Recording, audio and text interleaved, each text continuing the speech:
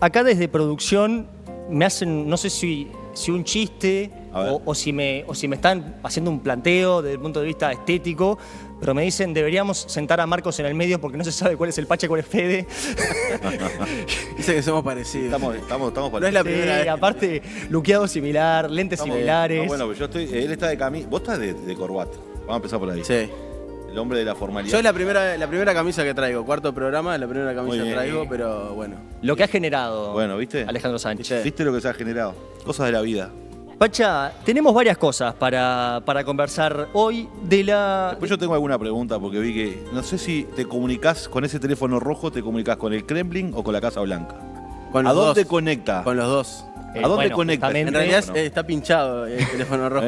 Y conecta con las ¿Tiene dos. Signal o Telegram? No, por eso te digo, ¿con claro. quién? No, Pero yo ahí tengo, me sorprendió, dije, bueno, yo tengo fuentes nacionales, ya lo sé. ¿todos fuentes nacionales? Todas fuentes. Bien. Y alguna que me pasa algún audio de Karina Milei. Y pero alguna después- sí, no, pero- ya te iba a decir. Está muy bien, está muy bien. Pero después, no, bueno, estábamos conversando bastante en números gruesos de cómo se posiciona Uruguay respecto al continente y algo que vos venís conversando luego del discurso presidencial de Yamandu Orsi frente a la Asamblea General, tiene que ver un poco con, bueno, ¿cuál es, en primer lugar, la necesidad de Uruguay de marcar un estándar de crecimiento interanual de 2% del PBI, porque hace 10 años que crecemos un 1%, ¿no? Y yo también la pregunta que te quería hacer es, ¿en qué áreas queremos crecer y para qué queremos crecer? Bien. Hay que crecer e innovar con propósito. Ahí tiene que estar centrado el eje. Es cierto lo que vos decís. Una economía que crece una tasa del 1%, como hace una década nos está sucediendo, no puede generar la riqueza suficiente para darle bienestar a la mayoría de su población. Y este es un gran desafío porque los uruguayos tenemos una preferencia por el bienestar, tenemos una preferencia por la inclusión, por la igualdad, queremos que todos los uruguayos tengan los mismos derechos y oportunidades, queremos que la escuela siga siendo gratuita, que el acceso a la educación y al conocimiento sea una oportunidad y no sea solo para algunos. Y eso implica un desafío de financiamiento de bienes públicos que nos hagan más iguales, pero más libres también, ¿no? En ese sentido. Entonces, cuando uno tiene esa preferencia, porque este debate es interesante, yo veo países, la tasa de crecimiento siempre es bueno que crezca, el tema es con qué propósito, ¿Y porque para yo qué? miro, por ejemplo, Paraguay tiene una tasa de crecimiento muy alta de los últimos años y viene creciendo hace bastante tiempo así, pero tenés el 60% de los trabajadores paraguayos no tiene acceso a la seguridad social. Claro. Entonces, no se trata de crecer para que se concentre, se trata de crecer para poder repartir mejor, ¿no? Y yo creo que ese es el primer eje. El segundo eje es en cómo somos más soberanos. En este mundo tan complejo, somos 3 millones de habitantes, ¿cómo somos un poco más soberanos? Y eso tiene que ver con nuestras inversiones, tiene que ver con qué tipo de trabajo generamos, con qué actividades podemos generar, cómo un país que tiene una base agropecuaria tiene que pensarse en ser un país que tenga, a partir de esa base agropecuaria, un país agrointeligente que en realidad pueda exportar genética vegetal y genética animal en un mundo que todas las estadísticas dicen que para el 2050 vamos a tener que aumentar enormemente la cantidad de alimentos en el mundo y ubicarnos en esos segmentos, ubicarnos en los segmentos de las ciencias del conocimiento, ubicarnos en segmentos que tienen que ver, y somos líderes en tecnología, somos líderes en telecomunicaciones, bueno, cómo ahora la irrupción de la IA nosotros podemos aprovecharla después que tenemos una estructura y una plataforma bien interesante que el país ha construido a lo largo de los años. Bueno, ahí hay claves. Venís de cerrar un acuerdo con Microsoft. Exactamente, sí, un acuerdo que es el primer laboratorio de Sudamérica que va a ser de esta característica. Este es un esfuerzo que se hizo, no solo de Microsoft, que ha decidido colocar este laboratorio de inteligencia artificial en Uruguay. Cierto es que este laboratorio ya estuvo en Uruguay, lo dirige un uruguayo, eso también ayuda muchas veces. Pero en la edición pasada de este laboratorio era solo para empresas privadas. Y ahora lo que estamos incorporando es al sector público. Y básicamente tiene dos componentes. El primero, lo que se produce, lo que se genera, lo que se co-crea en ese lugar, no es propiedad de Microsoft, es propiedad del Estado uruguayo. Interesante. Es un bien público y eso fue clave en la discusión del acuerdo. Y te hago una consulta. ¿Lo mismo pasa con el data center de Antel?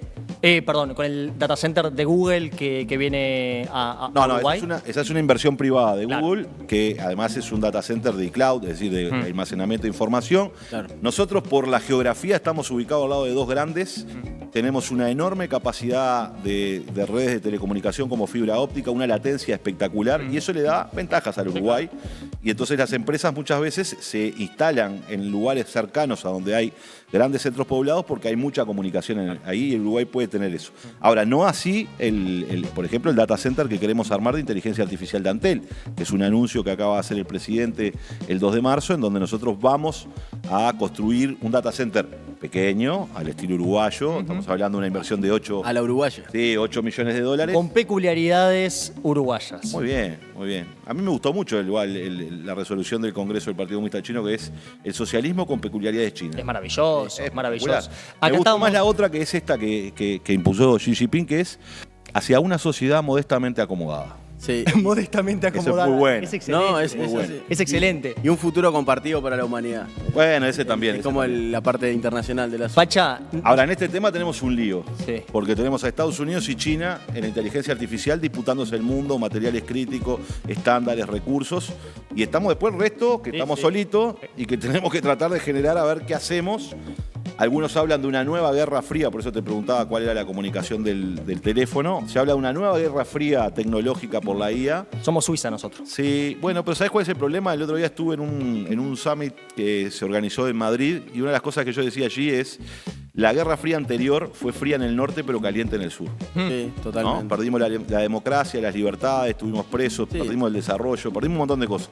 Bueno, tenemos que tratar de que esta nueva guerra fría tecnológica nos encuentre con un grado más de soberanía, con posibilidades de tomar algunas decisiones más soberanas, y eso implica ver cómo nos integramos con el Mercosur, cómo nos integramos en América Latina y cómo aprovechamos la oportunidad, en este caso con Europa, porque ahí sí tenemos una visión compartida en términos de derechos humanos, en términos de una mirada conjunta, incluso del diálogo internacional, en términos de la solución de controversias por vía del diálogo. Así que este es uno de los desafíos. Bueno, ese laboratorio arranca a construir dos cosas. Primero, la gente tiene mucho miedo con la inteligencia artificial. Los que trabajan en inteligencia artificial sienten que esto es muy bueno y va a la vanguardia, pero hay mucha gente que dice: ¿qué va a pasar conmigo? Entonces tenemos que quitar el miedo de lado y eso se hace con políticas públicas. ¿Crees en el concepto de la burbuja de la inteligencia artificial? ¿De la burbuja del mercado de las principales empresas que se invierten entre ellas? Yo creo que ahí hay un coto demasiado grande que está cerrado, pero es cierto que este tipo de tecnología, la inteligencia artificial es como la energía eléctrica, cambian las formas de vida, las formas de relacionarnos. Cuando tuvimos luz pasamos a tener otras condiciones, otra producción. Lo mismo cuando el Internet. El otro día me mandaba alguien un mensaje, el primer correo electrónico que se mandó en el Uruguay, ¿no? Y la pelea que dio el Uruguay, incluso en un debate regional por cómo íbamos a hacer y en qué tipo de normas lo íbamos a hacer. Entonces, en ese sentido, creo que la inteligencia artificial también rompe eso, ¿no? Va a crear unas formas de socializar, unas formas de vincularnos, unas formas de producir y unas formas de decidir distintas como fueron estas otras tecnologías que fueron disruptivas para su época. Y creo que ahí es donde está la clave, donde tenemos que encontrar que haya más democracia para que no haya más desigualdad en el futuro. Y enrabado con eso que decías de Internet y esto que decías de la IA, hoy nombrabas al principio las ventajas comparativas que quizá tenemos y que hay que, digamos, industrializar el agro. Tener la propiedad estatal de Antel, ¿es una ventaja comparativa en este sentido? Y sin lugar a dudas, ustedes ahora estaban anunciando cosas. Anda a Europa y ver cuánta conectividad tenés. Argentina. Acá estamos acostumbrados. Pero vas a Buenos Aires. Bueno, pero te pongo Europa porque generalmente... Sí, claro, es como el estándar. El estándar nuestro es, a ver, ¿qué pasa en los europeos, no? Y vos te encontrás que la conectividad y la latencia, que en definitiva es la velocidad en la cual se comunica con la radio base, tiene una velocidad en Uruguay que ni se asoma a lo que tiene incluso países del primer mundo. Y eso lo hace Antel. Tenemos 5G, tenemos cable submarino, tenemos fibra óptica, tenemos acceso del 87% de los hogares, acceso a fibra óptica, tenemos todas nuestras escuelas con eso. Un poco más incluso, creo. Sí. Debe estar más arriba ya. Sí, anda por ahí. Ahora bien, mi pregunta es la siguiente. ¿Cómo hacemos para fortalecer a Antel en lo que se viene? Y Antel necesita pensar incluso en un mercado que no sea solo el uruguayo. ¿O vamos a seguir pensando que Antel va a poder competir contra transnacionales que cada día se concentran más, que acumulan una ingente cantidad de recursos económicos de inversión, producto de los mercados en los que están? Y Antel se va a quedar con 3 millones de uruguayos, que tiene el 50% del mercado, lo hace líder, o no tenemos que pensar en cómo nuestras empresas también ingresan en el mercado regional, por ejemplo. y eso nos permite tener más recursos, tener más escala. Bueno, ahí hay que pensar justamente. Yo creo que estas son las discusiones que tenemos que dar para defender las empresas públicas. ¿Y cómo Antel podría ingresar en el mercado regional, por lo menos? Te pongo un ejemplo. Acá Telefónica estuvo a la venta. Estuvo a la venta en Uruguay y de hecho Millicom... compró Tigo. Sí, Millicom, que es Tigo, Sí. pero compró la operación en Uruguay, compró la operación en Paraguay, compró la operación en Centroamérica, viene comprando operaciones y es la que va a competir con Antel aquí. Entonces, obviamente, tú tienes un problema. Tenemos un Estado con pocos recursos, tenemos una empresa pública que los recursos que tiene los obtiene primero de su actividad en el mercado, naturalmente vendiendo servicios de telecomunicaciones, y que una parte de ello va a rentas generales para financiar una escuela, una plaza, una ruta nacional, lo financia con eso. Entonces, ahí es donde está la oportunidad de pensar, por ejemplo, la captación de ingresos que no sean del Estado y que pueda permitirle a una empresa como Antel pensar en negocios a nivel regional. Estamos hablando, por ejemplo, de la propuesta que existe en la radia, como le decimos nosotros. ¿Usted le dice la radio? Sí, buenísimo, Bien. buenísimo. Yo es la primera vez que lo escucho, me parece bueno. A los amigos que de hecho los felicitamos que hoy oficializaron. Hoy largaron. Sí. Hoy largaron con todo. Los felicitamos por Buena ello. programación. Sí, bueno, vos en la diaria dijiste, en la diaria radio, hiciste una propuesta que ya hizo Pepe Mujica cuando era presidente, que aparece en el libro de Odone presentado en campaña, escrito junto a Nico Batalla, que le mandamos otro saludo también, pero Hay que... saludar gente, al final queda bien con todo el mundo vos. Pero ahora que la... Sos una máquina de mandar saludos, parece, ¿Viste? la reina del carnaval. Y bueno, Pacha, esto hay que quedar bien con la gente acá, ¿viste? Vos que ahora... Hay que acumular. Vos que ahora estás de traje entenderás que hay que quedar bien con varios. De traje, Sí. de saco nomás. Bueno, de saco. Siempre hay que quedar bien con Vos ahora en tu rol entenderás que hay que quedar bien con mucha gente. Con Sin los que lugar te a caen bien y con los que no. Sí. A ver, te acordás. Y lo hago bastante, mirá que tiro bastante la Sí, capa. sí, bueno. Vos ahora Y tiraste... si hablas de China es mucha gente. Sí, claro. Como hablamos al principio. Vos ahora tiraste una que fue la posibilidad de que los uruguayos inviertan, en lugar de, por ejemplo, te enviar en SP500, que son las 500 empresas, esto digo yo como ejemplo, pero quiero que lo cuentes vos, en lugar de que los uruguayos inviertan en X cosa, desde Itaú, un crédito o alguna otra cosa, que usen sus ahorros en darle apalancamiento de crédito a las empresas públicas. Eso despertó también el debate de hasta dónde es un modelo mixto de empresas públicas y hasta dónde es privatizar, ¿no? Bueno. Bien, ahí hay varias cosas. Primero, yo creo que no podemos discutir con cucos, digamos, ¿no? El pueblo uruguayo defendió el patrimonio público de nuestras empresas públicas cuando lo pretendió vender el neoliberalismo. Y yo creo que eso fue una decisión muy sabia. Eso no quiere decir que posteriormente nosotros nos podamos buscar otros instrumentos para potenciar aún más nuestras empresas públicas y potenciar la inversión, que es lo que necesitamos. El Uruguay, recién hablábamos de crecimiento, uno de los grandes problemas del crecimiento, cuando uno mira, creció el consumo, crecieron los ingresos de los hogares, pero el PBI no creció lo suficiente. ¿Por qué? Porque no hay inversión, porque precisamos más inversión. Y inversión pública e inversión privada, y apalancar particularmente una inversión que sea soberana. ¿En qué cosas vamos a invertir en clave de una estrategia nacional de desarrollo? Y eso parte de la base de 3 o 4 cosas que te comento rápidamente. Primero, los depósitos en Uruguay están creciendo a tasas asombrosas, extrañamente. El año pasado creció a un 8%. En la pandemia crecían a la tasa del 10%, es decir, la cantidad de depósitos de la banca privada y la banca pública. La gente poniendo plata en las cuentas. De todos esos depósitos que están en el Uruguay, que son la mitad del PBI en un año, son más de 46 mil millones de dólares en depósitos de uruguayos en el sistema bancario Muchísima nacional. plata, muchísima. Más los que están afuera. Sí, pero estoy hablando solo de estos, ¿eh? Estoy hablando solo de estos. El 25% de esos depósitos, son que son 12 mil millones de dólares aproximadamente, están solo puestos a plazo. El resto están a la vista. Son A cajas de plazo. ahorro. A plazo quiere decir que yo te digo, mirá, yo te deposito esta plata, vos me vas a pagar una tasa de interés y yo no la puedo retirar hasta dentro de 2 años, 3 años cuando se termina esto. Un plazo fijo como Plazo hace fijo. cualquier cristiano en un banco. Exactamente. Perfecto. A la vista y vos lo retirás cuando querés. Bien. Por tanto, cuando vos lo tenés a la vista, lo que te pagan los bancos es nada, Bastante porque tiene poco, un altísimo riesgo. Claro. Entonces tenés 46 mil millones de dólares ahí. Y tenés a veces negocios que se arman de inversiones, algunos muy buenos y otros que son tremendamente jodidos como Conexión Ganadera, en donde la quedó un pueblo entero, ¿verdad? Porque puso plata ahí para tratar de tener un ingreso más, porque tenía una herencia, porque tenía esto, tenía lo otro, y la quedó. Por tanto, hay una necesidad de que esos ahorristas que están en el Uruguay puedan invertir. Te voy a poner otro ejemplo. Cuando hicimos el parque eólico Pampa, abrimos a pequeños ahorristas para la creación de ese parque eólico. Fueron 15 millones de dólares que pequeños ahorristas, un jubilado, una jubilada, algunos ponían $100, otros $200, otros $5.000, ¿no? Y lo podés escalar a 20, a 30, etcétera, etcétera. ¿Sabés cuánta oferta hubo para 15 millones de dólares? 100 millones de dólares. Quiere decir que hay... La gente estaba ávida de invertir en algo. ¿Invertir Claro. por qué? Porque creen en el Estado, Claro. porque el Estado da garantías, y eso permite de alguna manera, en restricciones fiscales, cuando el déficit fiscal es muy alto, que si vos generás condiciones para que los trabajadores, las trabajadoras, los jubilados, puedan poner parte de sus ahorros para el desarrollo nacional, para potenciar una estrategia de desarrollo nacional, invirtiendo en proyectos rentables de las empresas públicas, tiene dos componentes. Primero, hacemos que todos nos comprometemos en una estrategia nacional de desarrollo y aportamos a ello. Todos tiramos para el mismo lado. Movilizamos recursos que están parados en la banca, en el sistema financiero.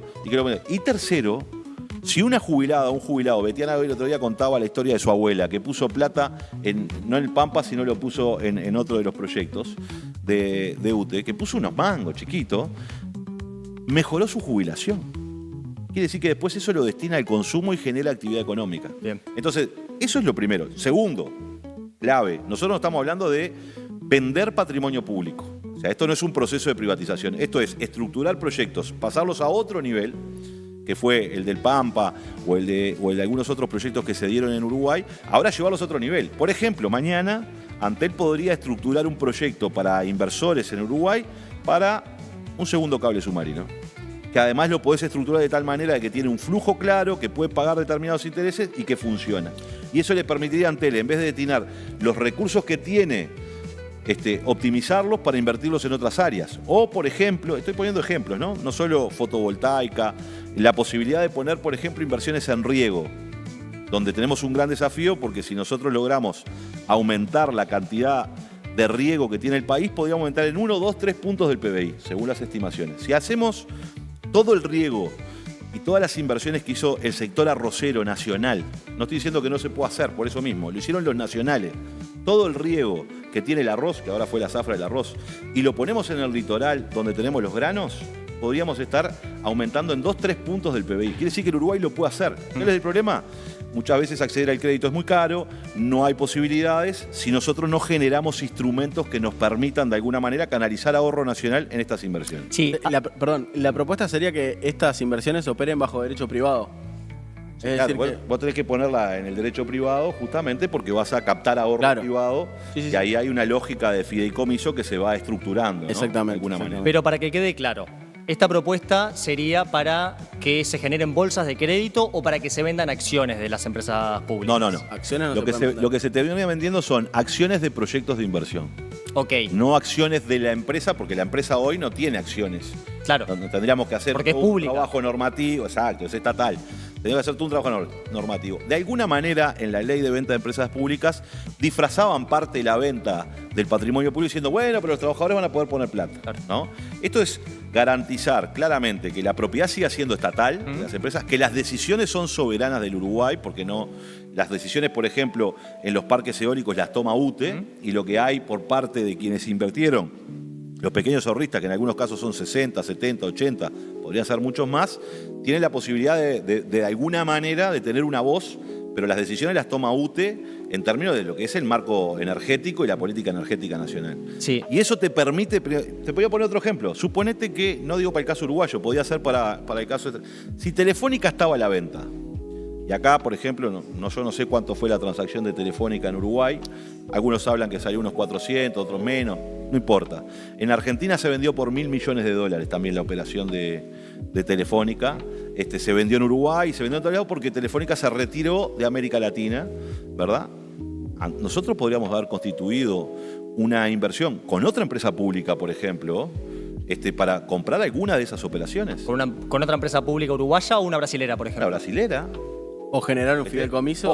O generar un fideicomiso, canalizar ahorro nacional y ampliar la actividad de mercado de telecomunicaciones que tiene Antel en alguna de esas operaciones. Si lo puede hacer Millicom, si lo puede hacer la otra competidora de Antel, ¿por qué nosotros no lo podemos hacer? Me parece clarísimo. Ahora, no entiendo por qué lo primero que decís es no se van a vender acciones de Antel ante la gente que te dice esto es una propuesta para privatizar Antel o cualquier empresa pública.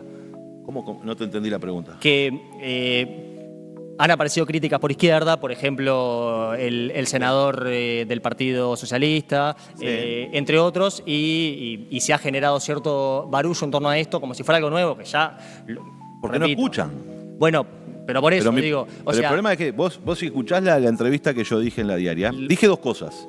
La escuché completa, claro, pero por eso creo que el corazón de esto, para que quede claro, es que no estarían a la venta las acciones de la propiedad de la empresa pública. No se pueden vender. No, La lo que verdad estoy es diciendo, lo que estoy diciendo que con la mucha normativa. claridad, en el caso de las empresas, primero las empresas públicas a su vez tienen subsidiarias que sí están en el derecho privado Sí. y que vos podrías generar una lógica de que alguna de esas subsidiarias pueda llegar a ir a la bolsa para captar recursos. Eso lo podemos discutir y veremos hasta dónde llegamos. Pero lo que está claro, y yo lo dije con todo, además puse el proyecto Valentines como ejemplo. Y dije, esta es una idea que además ni siquiera me hice propietario de la idea, dije, no es mía, dijo, es vieja idea, yo veo que hay una nueva realidad, que tenemos un conjunto de problemas, que vamos a acuerdos regionales e internacionales que van a disputar aún más nuestras empresas públicas. Y si nosotros no generamos condiciones para invertir, la quedamos. Y si no le damos posibilidades a nuestra gente que participe de las ganancias de esos proyectos para mejorar sus ingresos, también la quedamos. ¿Se venderían deudas y bonos también, por ejemplo? Pueden ser distintos instrumentos, pero lo que te quiero decir es, yo le dije, yo tengo una idea que la voy a militar. Ok, bien. Yo, cuando dije eso, no dije un bolazo. Yo tengo un grupo de trabajo armado donde venimos trabajando hace tiempo con la ministra de Industria, venimos hablando con otros actores también. Tengo pensado una serie de reuniones hacia adelante. Por ejemplo, tengo una reunión ya pactada y lo hago pública porque él lo hizo público con el presidente de la Bolsa de Montevideo. Tengo una reunión pautada con algunos actores del movimiento sindical para discutir esto.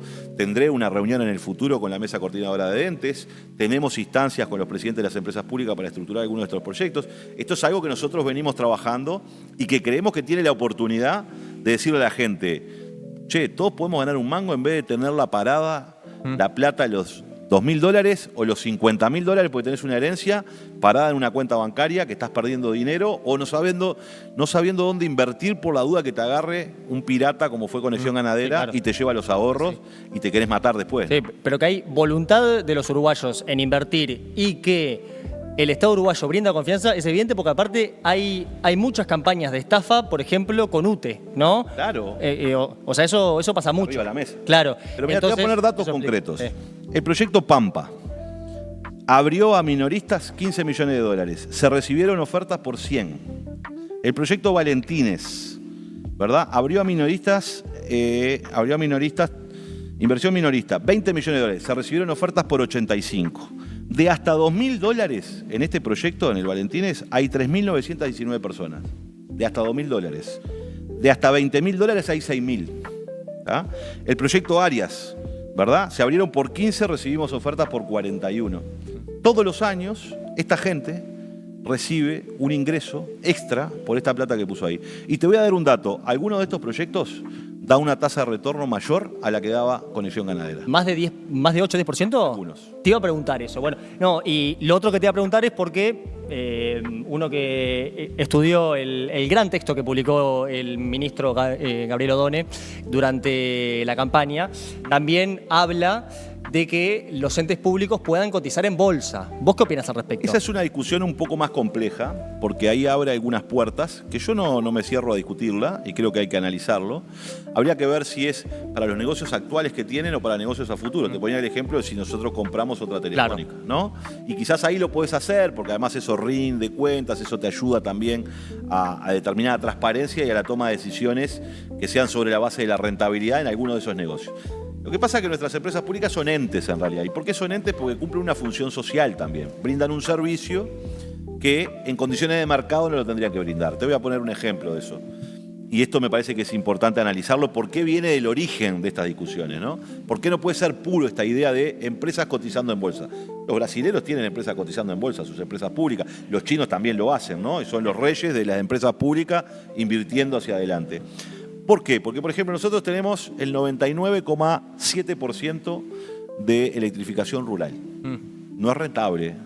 Y no, pero es un servicio público. Bueno, entonces de ahí viene la construcción de los entes, que viene del origen del vallismo, diciendo, nosotros tenemos que brindar servicios públicos, esos servicios públicos se transan en el mercado, están tarifados, porque las tarifas las discute el Poder Ejecutivo, y además puede establecer diferencias en donde tengo la posibilidad de ganancias, las voy a volcar esas ganancias para subsidiar a los que no son rentables, pero que necesitan tener acceso a la energía eléctrica, al internet, etcétera, etcétera. La discusión se ha dado muchas veces que cuando se abren estos paquetes cuando la ola neoliberal había que vender todo porque había que achicar el Estado. Pero además de esto, muchas veces lo que termina sucediendo es que las empresas privadas se instalan ¿dónde? En la crema del mercado. Yo solo me quedo donde hay plata. Claro. No voy a ir nunca allá. Bueno, es lo que decía Milei con el tema de las rutas, ¿no? Que decía, claro. Bueno, quieren una carretera, se juntan entre ustedes y la pagan. ¿Listo? Por eso. Y ahí construí ciudadanos clase A, clase B y clase C. Entonces, por eso es muy complejo establecer que yo voy a abrir al mercado de capitales el capital o la propiedad de mis empresas, porque lo que termina pasando es que se te van a hacer estructurarte proyectos donde pierden la función social de servicios públicos y pasan a ser solo mercancía. Y eso es lo que nosotros no podemos permitir. Pueden haber distintos arreglos de eso. Ese es un debate bienvenido. Muchos de quienes pelearon en su momento por vender las empresas públicas, cuando yo dije esta es una idea, se tiraron todo de cabeza diciendo, claro, acá llegamos, vamos a vender todo. Claro, no vamos a vender nada. Es ahora. Pacha, no vamos a vender nada. Lo que tenemos que hacer es cómo hacemos empresas públicas más rentables, más potentes, con mejor inversión y que puedan competir contra quienes vienen a competir con ellas, las que están en competencia, y quienes pueden generar incluso más ingresos para rentas generales para subsidiar y financiar lo que tenemos que hacer con bienes públicos. Bien. La perspectiva aceleracionista de este gobierno es evidente en el sentido de querer desarrollar el capitalismo y la industria nacional y las inversiones al banco, ¿no? En ese marco. Le recomendaron un libro que hoy alguien... Schnitzek. Esperado. No, Capitalismo Popular. Mirá. ¿Mirá? ¿De quién es? Lo estoy buscando. ¿De quién es? Y tengo que buscarlo en el celular a ver quién es, porque la verdad que no tengo idea. Bueno, me lo recomendaron para leer. Un francés. Un francés. Esos son menos posmo en general, tené cuidado ahí, ¿eh? Tené cuidado, le dice. Sí, no. Si querés sobre aceleracionismo... Bueno, no estoy encontrando ahora el libro. Está, tranquilo. Me lo recomendaron. Pero puedo irte tirando una bombita sísmica. Vamos. A ver, esta mesa está a favor del desarrollo nacional. Eso es un consenso. Ahora, ¿qué pasa con las petroleras? ¿Qué pasa con quién? Con las petroleras. ¿Qué pasa con las petroleras? Dos cosas. Uno, impactos ambientales. Y dos, en el caso de que llegue a haber... Petróleo. ¿Cuánto de eso nos quedamos? Y ahí, espera, primero vamos a discutir lo siguiente. Si tenemos un recurso natural del cual todos hacemos uso porque las economías actuales y las sociedades actuales siguen siendo dependientes de los hidrocarburos. Nosotros hemos hecho un proceso enorme de transformación energética, pero el 50% de la energía que utilizamos y muchas de las pichas que usamos provienen de los hidrocarburos. Entonces, si tenemos ese recurso natural, ¿hay que explotarlo o no hay que explotarlo para el desarrollo del país? Y para resolver muchos de los problemas que tiene el Uruguay en términos de pobreza, de acceso a los bienes públicos. Yo creo que primera base hay que explotarlo. Bien. Segunda base. De hecho, de Uruguay ya los explota, solo que le importa el petróleo. Claro. ¿Cómo lo explotamos? Segundo componente. ¿Cómo lo explotamos? ¿Lo hacemos de manera insensible para con el medio ambiente? ¿Lo hacemos de manera sustentable? Hay que hacerlo de manera sustentable. ¿Hay experiencias en el mundo de manera sustentable? Noruega. Las exploraciones sísmicas no han sido catalogadas como sustentables, ¿no? No. Tienen por impacto, muchos científicos en Uruguay. No, pero pará. Cuando digo sustentable, digo, nosotros si llegáramos a tener petróleo, ¿lo vamos a explotar al máximo posible de 400 pozos? No. Hay que hacerlo de manera sustentable, que vaya acompañando eso. Segundo, las actividades humanas generalmente tienen impactos sobre el medio ambiente, sí. Las ciudades, ni que hablar. ¿No? La carne que venden los uruguayos, que es feedlot, también tiene impactos ambientales. Las fábricas y las industrias fabriles que tanto defendemos por la industrialización del país tienen impactos ambientales. El problema es cómo se los mitiga, no que no tengan impacto. Decir que no tiene impacto, no hay actividad humana que no tenga impacto que modifique la naturaleza. El agro tiene, o sea... Todo. Las vacas, claro. Sí. Entonces, el tema es cómo mitigo yo eso. ¿Tá? Entonces, ahí tengo el segundo punto. Tercer punto. Si mañana hubiera hidrocarburos en el Uruguay debería abandonar su política de energías limpias? Yo diría que no, las potenciaríamos aún más. O sea, parte de los recursos que nosotros podríamos obtener por exportar ese recurso natural, habría que ponerlo, invertirlo, por ejemplo, para subsidiar la movilidad eléctrica, para generar una mayor conocimiento, investigación y desarrollo de las energías limpias. O sea, el Uruguay no debería abandonar su línea de trabajo estratégica de transición energética en el sentido de ir hacia las tecnologías limpias. Tenemos que ir hacia allí, como está yendo todo el mundo. Cuarto, si tenemos un recurso de esa naturaleza Puede ser ese recurso, puede ser otro. Deberíamos crear primero un marco legal que nos permitiera, como hicieron inteligentemente los noruegos, decir, ese es un recurso natural escaso, en algún momento se va a acabar, y además tiene impactos. Bueno, ¿cómo nosotros mitigamos los impactos naturales con parte de los recursos económicos que están allí, y cómo además somos solidarios intergeneracionalmente? Es decir, que haya un fondo que permita que las generaciones futuras, que también son propietarios de eso, lo puedan obtener. Tercero, y no, ya como cuarto o quinto. El quinto vas. El quinto, bien, vos me vas siguiendo. Yo a veces, siempre me dicen que decís, te voy a decir 3 puntos, digo 4, digo 3. Está bien, pasa. No soy como el Esca que te dice 5 puntos y te los dice. Sí, ¿no? pero son largos, esos son de 15 minutos. Sí, bueno, los puntos del Esca siempre son tesis. Sí, sí, tal cual. Son tesis. Pero a lo que voy es, después, ese recurso natural es propiedad del Estado uruguayo, porque es propiedad de la sociedad uruguaya, ¿no? Porque, de hecho, incluso todo lo que está bajo tierra es propiedad del Estado uruguayo. Si encontramos petróleo, ¿es propiedad del Estado uruguayo? Claro, es propiedad del Estado uruguayo. ¿Y las empresas que están invirtiendo ahora para hacer... como sucede, por ejemplo, sí, con cualquier empresa minera que opera en el Uruguay, tiene una autorización de explotar ese recurso natural y por ello paga un canon, además de los impuestos, e inclusive en los contratos, porque lo otro que tenemos que decir es que estos son contratos que vienen de la administración anterior, pero que también vienen de antes, porque la exploración de petróleo en Uruguay No, eso es del... viene hace tiempo. Sí, arrancó antes, eso. Me acuerdo una vez un compañero que dijo, hay hidrocarburos en el Uruguay. Bueno, todavía estamos esperando. ¿No? Por eso yo soy muy cuidadoso con esto. Compañero, ex vicepresidente. En una de esas... Raúl Sendic. Una de esas exploraciones no fue que encontraron que hicieron las termas. Creo que es no sé si es una leyenda urbana. Es un mito del Uruguay, pero no sé si es verdad. Pero estamos hablando de las exploraciones más recientes. Sí, ahora. Sí, no sé si es una leyenda urbana, pero dice que en la época de la dictadura, creo que fue, pincharon y bueno, salió agua caliente y vamos a hacer una terma.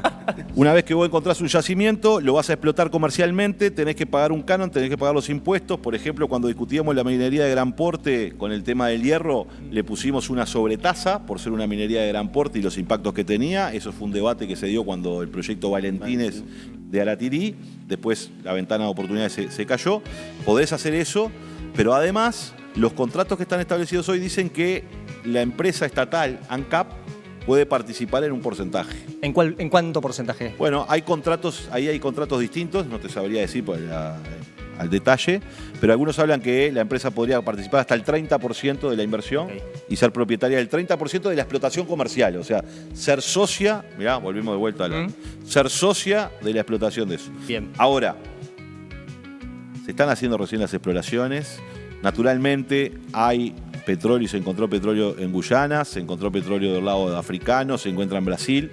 Todo el mundo dice que tiene que haber de este lado, habrá que ver si hay, pero hay tiempo para eso, porque en el momento en que nosotros logremos, si se lograra, estamos en la hipótesis de que hubiera petróleo, se encuentra, primero hay que hacer todo un trabajo que lleva muchísimos años de identificación del yacimiento, cuántos barriles, cuánto puede producir, etcétera, etcétera, y luego la explotación. O sea que estamos hablando dentro de 4, 5, 6 años. No es que ahora vamos a encontrar petróleo mañana y pasado mañana vamos a estar pudiendo tener explotación petrolera en el Uruguay. Va a demorar 5, 6, 7, 8 o 10 años. Por tanto, me parece que tenemos tiempo de sobra para discutir en todo caso una ley de hidrocarburos que pueda generar esto que te decía recién, de componente nacional, de soberanía, de protección del ambiente, de solidaridad intergeneracional, de apuesta a la inversión. Mañana podrías decir, vamos a una renta básica para que los gurises menores de 18 años, como tiene Alaska, tengan una renta básica universal. Para estudiar, por ejemplo. Para estudiar y tengan un ingreso fijo de eso. Y bueno, cuando hablamos de pobreza infantil, ahí tenés un componente. Pueden haber muchas cosas, tenemos tiempo para discutir eso, pero yo creo que este es el estado del debate hoy. Y creo que siempre hay que debatir estas cosas sin el cuco del no se puede, porque si no, no hacemos nada. No, está claro. Ahí recomiendo una gran conferencia de García Linera, ex vicepresidente de Bolivia. Ex vicepresidente de Bolivia, provocadora, que dio una conferencia en el ELAP hace varios años que decía contra el pseudoizquierdismo de Cafetín. Maravilloso. Es un lindo título, por maravilloso. De Cafetín, che. Contra el pseudoizquierdismo. Bueno, es boliviano el hombre. No te metas así con los... Es boliviano. Con los colegas de la diaria, che. No es tan grave con que hayan comprado parte de la radiofrecuencia de M24, Pacha. Sí, porque antes los otros eran más amigos míos, lo que pasa. Claro, por eso te digo, por eso. Pacha, yo hoy me desperté temprano y me llega el siguiente mensaje. A ver. Marcos, apareces en una publicidad del MPP. Le digo, no, es imposible, debe ser otra persona, debe ser alguien parecido. Me pasan el link y lo que veo es este frame en donde estoy yo en una publicidad que dice, el gobierno te mintió. Y soy yo básicamente diciendo, bueno, hablando del crecimiento del salario real, lo cual estoy presentando los datos del INE y yo no quiero cobrar nada por esto, pero como yo formo parte de esta campaña de que el gobierno no me mintió, quiero que me aclares lo siguiente. A ver. ¿Está? En las bases programáticas del Frente Amplio, dado que el gobierno no me mintió, quiero que me dejes tranquilo con esto, que me tiene un poco preocupado. Podés quedar más nervioso. En la base programática del Frente Amplio dice, se deberán generar las condiciones para el acceso a la jubilación a los 60 años de edad, manteniendo los estímulos y la capacitación necesaria para quienes quieran seguir trabajando puedan hacerlo. ¿Esto lo va a hacer el Frente Amplio? Sin lugar a duda, lo dijo el presidente de la República incluso en el discurso, anunció una anticipación de lo que es el diálogo social en el sentido de que el presidente lo dijo específicamente, dijo, bueno, los sectores más sumergidos, no sé cómo lo dijo así el discurso de Yamandú, van a poder jubilarse porque generalmente son los que se jubilan a esa edad porque son los trabajadores más jodidos que tienen trabajos más precarios, dificultades, y eso es parte de lo que se está discutiendo en el diálogo de la seguridad social y yo creo que es altamente probable, esperemos que venga la propuesta ahora en abril, pero es parte de lo que se está conversando. Vos sabés que el quid de la cuestión acá es si se va a bajar al barrer la edad a los 60 años, como dice el programa del Frente Amplio, o si se va a hacer por franjas, ¿no? Bueno, pero lo que te quiero decir es, hasta ahora, yo lo que te puedo decir, no sé si te tranquiliza mi frase o no, a ver. que todavía no conozco al detalle todo el trabajo que ha hecho el diálogo social. Yo te podría decir esta frase capaz que te conforma o no te conforma. A ver. Todo el que se quiera jubilar a los 60 años lo podrá hacer. Es como medio clonazepam. Buen titular. Medio. Sí, es medio clonazepam. Buen titular. La verdad, Después traemos a Arín y vemos qué es lo que está haciendo Arín ahí en el diálogo que se social. encargue él. Entonces, pasando raya, la propuesta, por lo menos del diálogo de la seguridad social que viene, es que toda persona que se quiera jubilar a los 60 años lo va a poder hacer. Lo puede hacer. Lo puede hacer. Después habrá que ver cuál es la formulación que se termina realizando. Además, recordar que no tenemos mayoría parlamentaria, ¿no? No, por supuesto, por supuesto. Entonces ahí hay que construir una serie de instrumentos y también hay que pensar en la sustentabilidad del sistema a largo plazo. Y yo estoy de acuerdo con que vos tengas la libertad de seguir trabajando porque haya una promoción de que sigas trabajando en algunas áreas y en algunos empleos en donde eso se puede hacer. En otros, cuando vos te partiste el lomo porque sos una empleada doméstica, porque sos un trabajador rural, porque lo que sea. En la Contru también. En la Contru también tenés esos problemas. O en otros lugares, ¿no? En el Estado, por ejemplo, y la gente se queda hasta los 70 años, que es el último año en el que puedes estar, ¿no? Pero porque tiene que ver con otras condiciones de trabajo y porque también ha cambiado mucho. Yo me acordaba a mi viejo, puedo hacer una reflexión de viejo, viste que dije que no era tan joven. Mirá, mi viejo era del 50 y yo nací en el 80, o sea que cuando yo nací él tenía 30 años. ¿Tá? Yo soy del 80, mi hija nació en el 2009, mi primera hija, que sí que la relación de edad son más o menos similares. Sí. Y yo me acordaba qué pensaba yo de mi padre a los 40 años y para mí era un viejo de mierda. ¿No? Y ahora que tengo 45 años digo, no, obviamente hoy las condiciones son otras, la salud es otra y la gente trabaja más tiempo, también depende de qué tipo de actividad. Lo que se estira también es la vejez, ¿no? Por eso. Entonces, esta idea de que a los 50, 55 años ya eras un viejo y por tanto estabas afuera, ha cambiado mucho por la salud que tenemos, porque hemos mejorado muchísimo. Porque hemos logrado mejoras en condiciones de trabajo. Antes los trabajadores del Zunca levantaban bolsas de 50 kilos, a veces hacían competencia de cuántas bolsas se ponían al hombro. Ahora tomaron conciencia de que no hay que hacerlo y además lograron regulaciones que ahora las bolsas de Portland son de 25 kilos. Entonces, eso también te permite sostener el empleo. Cuando decís hemos... yo me siento parte de la clase trabajadora. ¿Qué metí? Me siento parte de la clase trabajadora. Pero además te voy a decir otra cosa. Te cago. Trump. Pero... Ahora entiendo por qué no fuimos invitados al escudo de las Américas. Y te voy a decir algo más. Fue una de las primeras medidas del gobierno de Tabaré Vázquez, el primero del 2005. O sea que en el EMOS también se incluye el Frente Amplio. Por supuesto. Y la lucha de los trabajadores, sin que hablar. Pasa que Marcos era muy chico, no se acuerda de eso. El otro día tuve una 7 años reunión. tenía. El otro día tuve una. Igual no me voy a sacar cartel de esto, ¿no? No, dale. No me voy a sacar cartel de esto porque yo. Píllese. No, yo sé cómo son las redes, pues. El otro día tuve una reunión con una empresa constructora y le dije, me estaban hablando y digo, mire que yo fui empleado de ustedes. ¿No? Porque es verdad, hubo un tiempo en el que yo me dediqué unos 6 meses, porque esto es así. Sí, Zafra, y además porque tenía una novia en Maldonado. Y entonces fui a Maldonado y me ofrecieron laburar en la Contru y fui y arranqué para ahí. Tremendo. Y laburé unos meses en la construcción en el tanque de agua de Playa Hermosa. Y te tocó... ¿Eso fue porque la relación duró poco o porque...? Sí, duró poco la relación y además yo tenía que volver a estudiar a Montevideo, ¿viste? Y te tocó hoy como secretario de la presidencia ir a negociar con esa empresa. Seguro, le dije, mirá que yo fui empleado tuyo. Maravilloso. ¿Qué te dijeron? Se reían un poco. Todo bien. Bueno, Unos días, por eso no me hago laburante del ZUNC. Mi viejo sí era del ZUNC. Ahí va. hablando del escudo de las Américas, hace unos días el senador Pedro Bordaberry, planteó de que Uruguay debería ingresar a esta nueva organización, no sé si llamarle, que promueve el presidente de Estados Unidos, Donald Trump, en la que dijo que va a proteger a los países latinoamericanos del narcotráfico y que si él quería y si se lo pedían, podía mandarle un misil a cualquier narcotraficante que estuviera en cualquier país de Latinoamérica y que, él estaba abierto a que los países se lo pudieran pedir. El senador Pedro Bordaberry planteó que Uruguay debería ingresar a esto, está Argentina, los países grandes, Brasil, México, no están, pero la pregunta es, ¿se nos invitó como país? Bueno, me asusta un poco eso de decir que le mando un misilazo para uno para otro. Lo dijo el presidente Trump. No, está bien. Está bien. A ver, 3 cosas sobre este tema.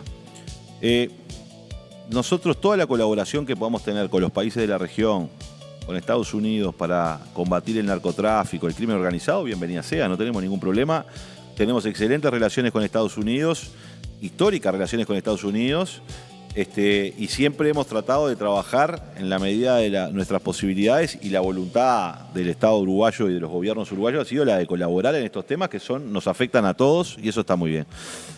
Ese es el primer punto. El segundo punto, hacerlo desde un lugar de igualdad, no porque 3 millones o un país pequeño como el Uruguay se pueda equiparar a una potencia mundial como Estados Unidos, sino en términos de igualdad porque ellos son un país soberano que tiene un presidente elegido por sus ciudadanos y nosotros también tenemos nuestra democracia, nuestros países y nuestros gobiernos y nuestra soberanía.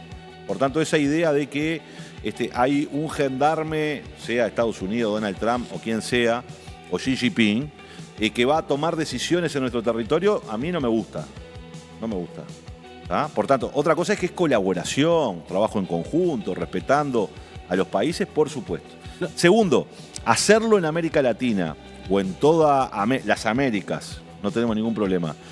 Hacerlo sin exclusiones, ¿no? Porque vos no podés invitar a un club, voy a armar un club. Bueno, no, nosotros tenemos un montón de organismos, tenemos la OEA, tenemos organismos de cooperación, tenemos la CELAC, tuvimos la CELAC, ¿no? Tuvimos la UNASUR, tenemos la CELAC, tenemos Mercosur. Sigue y Uruguay va a presidirla este año. Sí, bueno, me equivoqué con la UNASUR. Sí. Y no tenemos ningún problema hacerlo desde ese lugar, en ámbitos de cooperación internacional, en ámbitos de intercambio, de multilateralismo, y hacerlo sobre esa base, sin exclusiones, sin que nos dividan. Porque esta idea de que está el club de los amigos de uno y el amigo del otro no me gusta. ¿Pero fuimos invitados entonces o no? Yo tengo entendido que no fuimos invitados. ¿Tenés entendido? Tengo entendido. Juan Martín Rodríguez, diputado herrerista, dice que él tiene información de que sí fuimos invitados. Bueno, yo no te podría, ahora, lo que podría hacer ahora, porque esto es así, sí, es no confirmarte esto ahora, porque no lo hablé con el canciller, pero nosotros, encantados de la vida de participar de un espacio donde esté Estados Unidos, donde esté todos los países de América Latina y el Caribe, donde esté Canadá, no tenemos ningún problema de participar en un espacio, de coordinar acciones y de trabajar en conjunto para este tema. Pero donde estemos todos en un plano de igualdad y no en un plano de sometimiento o de pensar de que unos pueden estar y otros no en función de su ideología o su cercanía o lo que sea. ¿Y no te parece que si algunos países participan y otros no, como es el caso de Brasil, Uruguay, México, Colombia, que aparte tienen grandes problemas con el narcotráfico, esto puede generar un efecto globo, como sucedió con el Plan Colombia, en donde se redujo mucho, por ejemplo, a los cárteles de Colombia, pero se expandieron hacia México? Sin lugar a dudas, tampoco se redujeron mucho. El Plan Colombia ha sido un fracaso importante, ¿no? En términos, cuando uno mira esa política, más bien que el Plan Colombia se centró en combatir a la guerrilla. A la FARC. A la FARC, bueno, y está el ELN también, que de hecho ahora están en negociaciones de paz. Pero amén de esa situación, yo lo que diría es, te voy a poner un ejemplo distinto. En el COVID, la población latinoamericana es el 6% de la población mundial y nosotros pagamos el 30% de los muertos por COVID, porque no tuvimos la capacidad de juntarnos para comprar vacunas juntos, para tener una política sanitaria juntos y defender a nuestra gente. Y esto es lo mismo. Los cárteles, el crimen organizado, opera en nuestra región, se mueve en nuestra región, compra y corrompe gobiernos, funcionarios públicos, policiales y judiciales, genera violencia en los territorios, desprotege a los ciudadanos. Por tanto, nosotros tenemos que trabajar coordinadamente muchas de estas cosas, porque además son organizaciones transnacionales muchas veces, ¿no? Entonces lo tenemos que hacer en conjunto, pero hacerlo en conjunto los países latinoamericanos en pie de igualdad en los espacios que tenemos para cooperar, en los espacios que tenemos para intercambiar, y no en esa lógica que ahora voy a armar un club de esto y mañana armo un club de lo otro y entonces desarmo lo que ya existe, porque el multilateralismo es muy importante, porque parte del reconocimiento que hay estados pequeños y hay estados grandes, hay estados poderosos y estados pobres, pero que están en pie de igualdad y no en pie de sometimiento. Bueno, entonces, a veces los clubes pueden tener una función de esa naturaleza. En esa misma línea, este año a Uruguay le toca presidir el Mercosur, la CELAC, el G77 más China, o sea, Sí. tiene un conjunto de desafíos Estamos internacionales intensos. Y nuestra importante. agenda la queremos llevar ahí. Esta agenda de coordinar acciones para combatir el crimen organizado lo queremos hacer ahí. ¿Pero en qué? En el marco del derecho internacional. Y no en el marco sin el derecho internacional, de decir, bueno, este es un narcotraficante y le tiro un bombazo. Yo no sé si lo es, no lo es, si deja de serlo. Hay que tener mucho cuidado con esas cosas, ¿no? Entonces, nosotros estamos de acuerdo en colaborar, en cooperar, bienvenido sea, pero hacerlo en un marco de igualdad, en el marco del multilateralismo y en el marco del respeto del derecho internacional y el derecho de las personas también. Muy bien. Pacha, te muevo de tema que nos quedan pocos minutos. Hacia seguridad, porque estuviste hablando bastante del plan Más Barrio, y lo primero que te quiero consultar, que te lo hubiera consultado en off incluso, pero te lo consulto en on porque es algo charlable, que es, ¿fue un furcio lo de Yamandu Orsi en búsqueda diciendo que Bukele era un ejemplo y no quiso asignarle positividad o negatividad moral? Mirá, después salen los memes a decir que yo soy el traductor de Orsi. No, pero te Sale un montón de lo... cosas. Yo te diría lo siguiente, yo creo que lo que empieza esto de la traducción. Yo te diría dos cosas. Bukele hoy tiene un grado de aprobación en su país enorme, gigantesco. Y el modelo Bukele lo que dice es que tenemos que resignar a nuestra libertad, a nuestros derechos, en aras de sentirnos más seguros de que alguien todopoderoso pueda pasar por arriba de cualquier regla del trato humano. ¿Confías en el sistema democrático de El Salvador? Es el que existe ahí, yo no lo conozco en profundidad. Bueno, pero él fue reelecto, Ahí haciendo hay algunos varias discusiones. vericuetos. De todas maneras tiene un grado de aprobación Sí, enorme. esto sin duda. ¿Tá? Mi punto ¿cuál es? Necesitamos construir una solución a los problemas de seguridad que aquejan a nuestra gente, que hacen que la gente no pueda vivir tranquila, particularmente los más pobres son los que están más expuestos a estas posibilidades. Mirá, hay barrios en donde no puedes cruzar la calle.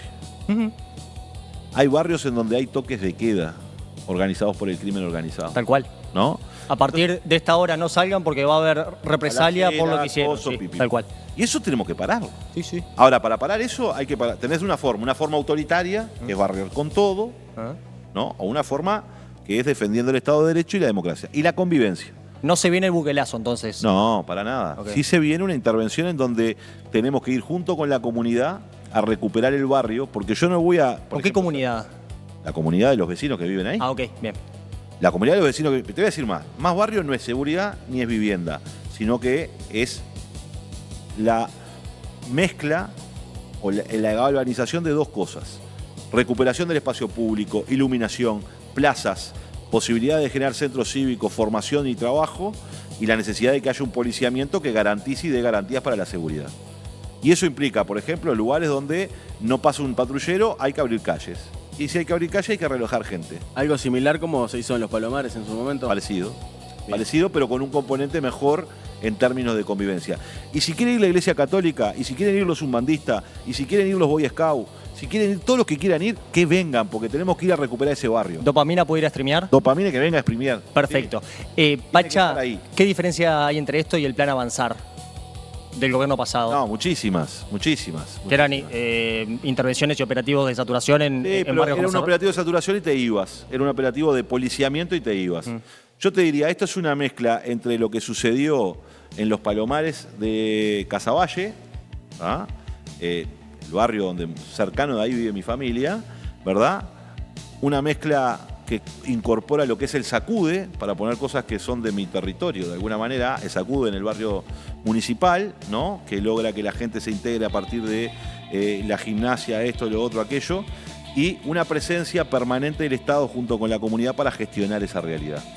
Pero lo que busca en definitiva es, nosotros no vamos a mudar a los vecinos de Cerro Norte. Queremos decir, para poner un ejemplo de uno de los barrios que se va a integrar. Que va a ser el primero además, ¿no? Es el primero. Sino que lo que queremos es, junto con los vecinos de Cerro Norte, recuperar el orgullo de vivir en Cerro Norte. Vivir el barrio de Cerro Norte. Sentirse orgulloso y disfrutar el barrio. ¿Y qué pasa con los vecinos? Y generar infraestructura urbana y además permanecer en la gestión. ¿Y qué pasa con los vecinos que eligieron, para que no los rajen de ahí, transar con los narcos y bueno, o hacer alguna vigilia o pasar algún... O sea, porque esa delimitación bíblica entre el vecino y el narco, en la vida real sabemos que no es así. Es compleja, pero ahí lo que hay que hacer es, primero, establecer con claridad que, bueno, no se pueden cometer actos ilícitos. Y para eso está la policía. Si hay crimen, va a tener que combatirlo y reprimirlo. ¿Y con la corrupción policial ahí? Bueno, hay que trabajar en todo. Por eso también es importante la comunidad, ¿no? Y empoderar a la comunidad. Acá lo que nosotros hicimos es cruzar zonas del Uruguay que tienen vulnerabilidad socioeconómica y que tienen altas tasas de delitos violentos. Eso nos dio una priorización de 21 territorios. 21 territorios. Hicimos un acuerdo con la CAF, ¿verdad? La Corporación Argentina de Fomento, y abrimos una línea de crédito de 250 millones de dólares, donde lo que hemos concretado hasta el momento es el primer préstamo de 50 millones de dólares y donde tenemos pensado iniciar los trabajos en Cerro Norte, pero ya tenemos identificado que este año también vamos a trabajar en zonas de Canelones, en zonas de Durazno, de Rivera y de Maldonado. Y así se irán incorporando hasta llegar a esos 21 territorios con estas características. No es seguridad, no es un plan de seguridad, pero tiene seguridad. No es un plan de vivienda, pero tiene vivienda. Y tiene la necesidad de coordinar con el resto de los actores espacios de convivencia y posibilidades para que haya más derechos y más oportunidades para la gente que está allí. Bien, nos queda ya poco tiempo. No sé si Marco quería hacer otra pregunta sobre este tema. Sobre seguridad tengo un par de puntitas más. Que en el discurso de Asunción, el discurso anual de Yamandu Orsi, sí, él remarcó el aumento de las incautaciones de sustancia blanca o de cocaína, en general. El aumento de incautaciones como algo positivo. Y si uno recuerda lo que pasaba hace 3-4 años, cuando Heber decía, estamos encontrando más cocaína, lo que el Frente Amplio respondía es, si estás encontrando más, tal vez es porque hay más circulando, ¿no? ¿No está un poco el Frente Amplio mostrando lo mismo que mostraba Heber en su momento? Bien, no. Nosotros tenemos algunas políticas que son de continuidad en seguridad y ahora se va a dar a conocer el plan de seguridad después de un debate bien interesante. Tenemos políticas de continuidad y políticas de ruptura, de cambio, de transformación. Nosotros decidimos explícitamente y lo dijimos que íbamos a enfrentar al crimen organizado sobre la base de pegarle en donde le duele, en su dinero y en su logística. Y entonces lo que tuvimos son algunos resultados interesantes, donde 9 toneladas de cocaína, que es la incautación más grande creo que desde el 2019. La de Punta Espinillo estamos hablando. No, en general, todo lo que se hizo en el año. 9 toneladas. No, sí, la de Punta Espinillo fueron 3,5, creo. Claro, sí. 9 toneladas es la incautación más grande desde el 2019 hasta acá. Está bien. En esto de que no está funcionando la seguridad, porque hay que mejorar muchísimo, pero que están bajando todos los delitos. Y además, pero hicimos una cosa más importante, que pasó desapercibida. La incautación de bienes muebles e inmuebles también tuvo un componente muy importante, y ese es un cambio, porque lo que hacía el gobierno anterior era perseguir el microtráfico, cerrar una boca, la pelea por las bocas, y por supuesto que las bocas hay que cerrarlas porque molestan a los vecinos, pero si vos no le pegás a la logística, si no le pegás al dinero y no le pegás a las cosas grandes, no vas a cerrás una boca hoy, te abre una boca al lado mañana. Bueno, Fernández Salvin también estuvo preso durante el gobierno pasado, ¿no? Pero eso está bárbaro. Yo no estoy diciendo que no haya cosas de esas. O sea, ese no es alguien que se encargue del micro, o sea, no es un tranza. No, pero yo no estoy hablando de González Salvin. Yo lo que te estoy diciendo es que más de 200 millones de dólares de incautaciones muebles e inmuebles hicimos en el año pasado. Claro, o sea que están persiguiendo el mecanismo de lavado. Claro, bien. La ruta del dinero. Y además mandamos un proyecto de ley para restringir las transacciones en efectivo, que son por donde se lava el dinero. Ese era uno de los compromisos por el país, además. Bueno, entonces ahí hay cambios importantes, ¿no? Y luego hay una política de incorporar más tecnología, eso lo venían haciendo ellos, lo venimos haciendo el resto de los gobiernos, se está incrementando ese proceso, nos comprometimos a 20.000 cámaras y ya lo superamos, y tenemos que seguir avanzando, y la idea de tener una policía mucho más inteligente, además de profesional, inteligente, con más inteligencia. Basada en la y en eso evidencia. estamos trabajando. Y en eso también estamos trabajando. Entonces yo creo que es cierto, los resultados que indican que bajaron todos los delitos, incluidos, menos el abigeato, incluidos el homicidio, Sí. y particularmente el que más bajó es El femicidio. Sí, igual, perdón que te lo diga, pero homicidios dan el número antes de que cierren los de Fiscalía, es un 3%, o sea, es casi un número de continuidad, ¿no? Bajó. Menos 3 es más que más 3. Sí, ¿Estamos de acuerdo? menos 3, pero si hacemos el conteo ahora con los que terminan de Va a bajar más, acuérdate. ¿va a bajar más este año o no? Este año vamos a bajar más. Ah, o sea, para Este año vamos a bajar. para el año próximo. Yo estoy bastante convencido que si vos haces ahora el conteo con los que cerró Fiscalía y demás, el menos 3% te quedan cero, probablemente. No, es menos 3. Tranquilo que es menos 3. Eso, nosotros en esto de basarnos en evidencia es clave, porque de lo contrario no sé. Pero lo que te quiero decir. Pacha, igual es bastante curioso, porque cuando Sanjurjo daba los números para Martinelli, ustedes criticaban que Sanjurjo estaba operando y haciendo la campaña para maquillar esos números. Ahora que Sanjurjo da los números para Negro, es como que creemos cerradamente en eso, ¿no? No.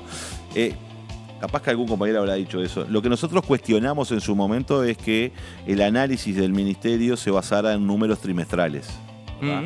Y vos tenés que dar números anuales, porque es lo que te muestra una tendencia en definitiva, porque vos podés un trimestre muy bueno y después el segundo trimestre se te fue todo el carajo y en Claro. términos anuales marchaste. Nosotros cuestionábamos esa idea de que daban parciales los datos para decir, vamos bárbaro. Yo lo que quiero decir con esto es, nosotros no estamos conformes con los datos de seguridad, pero lo que no se puede decir es que la seguridad empeoró, ¿no? Porque bajaron las denuncias.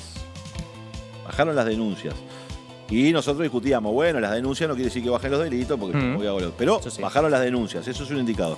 Bajaron los robos de auto, que generalmente es un indicador muy confiable, porque generalmente tienen seguro y para Todo el mundo poner denuncia. seguro Todos tenés que hacer la denuncia. Homicidio. Bajaron y- los homicidios, sí. que son como dos indicadores Sí. fuertes. Lo más Eso es imposible denunciado. tapar casi. Bajaron los robos, no bajó el abigeato, eso es verdad. Entonces, de alguna manera hay una reducción. Es poco, la gente me dice, vos, con los niveles de delito y delincuencia que tenemos, esto es muy poco. Bueno, esto implica que hay que poner el pie en el acelerador para transformar y para cambiar esta realidad. Ahora, lo que no se puede decir es que en un año de gobierno no estuvimos haciendo nada, que es lo que dice la oposición. No están haciendo nada. No tenían plan. ¿Cómo que no tenemos plan? Tenemos menos delitos en el 25 de lo que teníamos en el 24. Tenemos menos denuncias. Tenemos más incautaciones. Bueno, no me vengas a decir que están haciendo las cosas tan mal. Plan, hay el del gobierno anterior, en seguridad. No, el plan nuestro. El- Nosotros cambiamos Bueno, pero- el patrullaje. Ah, ok. Nosotros cambiamos el patrullaje, hicimos un montón de modificaciones con lo que hoy tenemos, ¿no? Y ahora vamos a ir a un plan de seguridad. Ahora que- viene el plan integral, el luego plan de integral, la que por evaluación supuesto, y todo eso. que no es solo un problema de la policía, la seguridad, Que hablar. naturalmente, que tiene una tarea del Estado, que tiene que ver con convivencia, que tiene que ver con cómo nosotros nos apropiamos del espacio público, por eso Más Barrio colabora, pero no es una política sola de seguridad, es decir, hay un conjunto de temas para atender esta realidad. Bien. Tengo una última consulta sobre otro tema para cerrar, vos, Fede. No, la pregunta que yo le quería hacer para el final es si les preocupan las encuestas de aprobación, que dicen que sobre todo los frente amplistas o aquellos que votaron al Frente Amplio en octubre del año 2024 están disconformes con el gobierno. Quizá las expectativas hayan sido muy altas respecto a lo que se plantea desde el gobierno.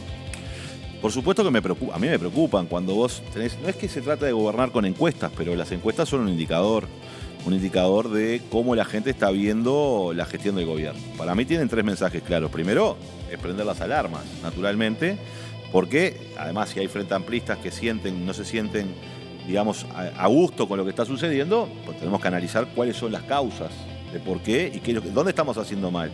Segundo, que lo que estamos haciendo poderlo comunicar, porque hay mucha gente que no se ha enterado de las cosas que hacemos.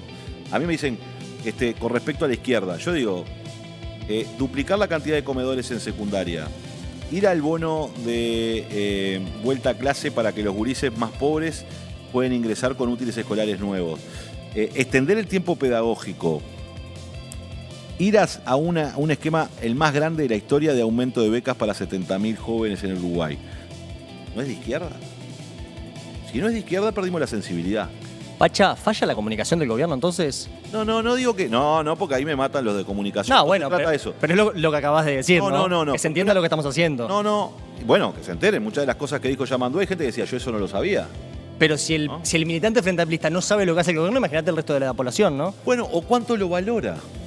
Porque a veces nos enganchamos en otras cosas. A ver, este gobierno fue y le puso un impuesto a las transnacionales.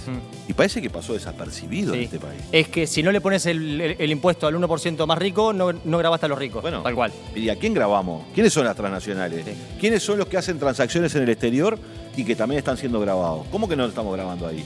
Entonces, de alguna manera, este es el presupuesto sin mayorías parlamentarias que trajo un paquete impositivo más fuerte en términos de grabar a los más poderosos. ¿No? Entonces, bueno, yo tengo que discutir, está bárbaro que haya otras propuestas, pero tengo que ir a debatir porque si no pierdo la sensibilidad. Claro. ¿No? Cuando yo voy a duplicar la inversión en vivienda en asentamientos irregulares, ¿eso es ser de izquierda o no ser de izquierda? Entonces, tengo que conversar con mis compañeros del Frente Amplio que me dirán, bueno, pero falta esto. Bueno, veamos lo que falta, pero esto que estamos haciendo no va en sintonía con lo que queremos, la gente que tiene una sensibilidad de izquierda y es que los gurises más jodidos estén ahí. Ya, yo sé que hay un debate. Hay un debate que se instala muchas veces de cierta lejanía. Y acá me va a salir mi beta más confrontativa.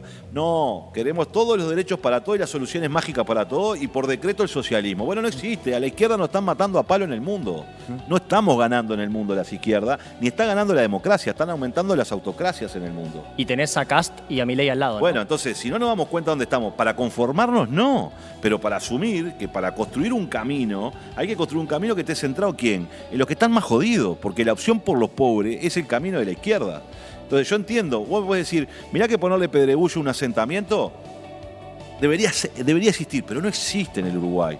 Y hay gurises que salen de un asentamiento pisando piso de barro, se embarran todas las patas en invierno y después pasan 6 horas en la escuela con las patas húmedas. Y si yo le pongo pedregullo, no debería ser solo pedregullo, debería ser otras cosas, le cambia la vida a ese botija. Entonces, no es el camino final. Esto es como cuando Lula decía, 3 platos de comida por lo menos para los brasileros. Ay, no es el socialismo, Lula. Y no, pero si la gente no come, tiene que comer primero. Y en el caso del asentamiento, capaz que el problema también es que vivan en asentamiento, ¿no? Sin lugar a dudas. Pero ¿sabés lo que pasa? El Pereira Rosell en invierno abre sus puertas de emergencia y recibe una cantidad enorme de gurises que tienen problemas respiratorios porque viven en un rancho que se le llueve, que tiene humedad y por tanto tienen problemas respiratorios. Y ahí tenés una familia que tiene que ir a cuidar a sus gurises, tenés enfermedades de sus gurises que pierden clase. Entonces, si vos no lográs construir la solución estructural de la vivienda digna específicamente, pero porque yo te puedo decir, mirá, tenemos que construir viviendas dignas para todo, pero esto demorar 20 años, vos seguís esperando en el barro. No, tengo que también trabajar en el mientras tanto. Sí. Que por lo menos, como crece desde el pie, diga que no haya piso de barro cuando nace un botija. Que generemos que haya aislamiento térmico. Entonces me dirás, mirá, en este asentamiento le trajiste un contenedor, pero el contenedor por lo menos tiene aislamiento térmico que antes la chapa no tenía porque es chapa más cartón. Entonces, a veces tenemos una discusión desde algunos sectores al sur de Avenida Italia que pensamos que todos vivimos así y no vivimos así. Entonces, ¿cómo hacemos para avanzar? Y yo soy conteste, solidario y me siento parte de la agenda de derechos de cuarta generación. Pero en el Uruguay hay que entender que hay gente que todavía no llegó a la primera generación de derechos. Y que tenemos para algunos le parecerá muy básico, pero para otros le cambia la vida. Y que tenemos un 30% de pibes pobres, ¿no? Claro, pero esa es la pelea que tenemos que dar. Y yo creo que cuando un gobierno concentra los recursos allí, el 40% para la primera infancia, que en 5 años van a ser 350 millones de dólares invertidos, que tenemos que invertirlo bien, porque no solo se trata de hablar de números, sino que le llegue a la gente, bueno, yo creo que tiene una sensibilidad de izquierda. Hay que ir más rápido, hay que ser más veloz, hay que ser más profundo, vamos arriba, bienvenida a esa discusión. Pero primero apoyemos lo que estamos haciendo, porque de lo contrario, si no festejamos los goles nosotros, nadie lo va a festejar. ¿Este es un gobierno con sensibilidad de izquierda o de izquierda? Este es un gobierno de izquierda. No tengo dudas con respecto a eso. No tengo dudas con respecto a eso. Ahora, el problema es que es un gobierno que tiene un marco de restricciones muy grande, entre ellas que no tiene mayoría parlamentaria, entre ellas que tenemos una región que está complicada y que tenemos un mundo más complejo aún. Entonces, no es el mismo escenario de la era progresista de los primeros gobiernos, donde teníamos un Lula, donde la izquierda latinoamericana avanzaba y estaba junta. No, tenemos un escenario diferente. Entonces, en ese escenario tenemos que ver cómo nos manejamos. Entonces, podemos hacer mucha consigna. Yo sigo insistiendo una vieja consigna nuestra que a mí, por lo menos, desde los 15 años, 16 años, me llevó a militar. ¿Tá? La acción nos une, las palabras nos separan. Alejandro Pacha Sánchez, te agradecemos mucho por haberte tomado el tiempo de compartir con nosotros y con toda la audiencia que siguió muy atentamente esta entrevista. ¿Te quedaste con ganas de comentar algo? Voy a volver. ¿Vas a volver? Con ganas de volver. Te tomamos la palabra entonces. Voy a volver porque, por supuesto. A jugar al pool, que hoy lo queríamos hacer y pool, no lo hemos podido implementar. Están haciendo acá. Una Copa del Mundo tienen vos. Hay Sí. Play 1. Bueno, Pacha, tenemos la propuesta de que si falla lo del Mundial en Estados Unidos, hacemos el Mundial de las cosas simples. Acá en Uruguay. Me gusta. Y al llama le va a encantar. Sí,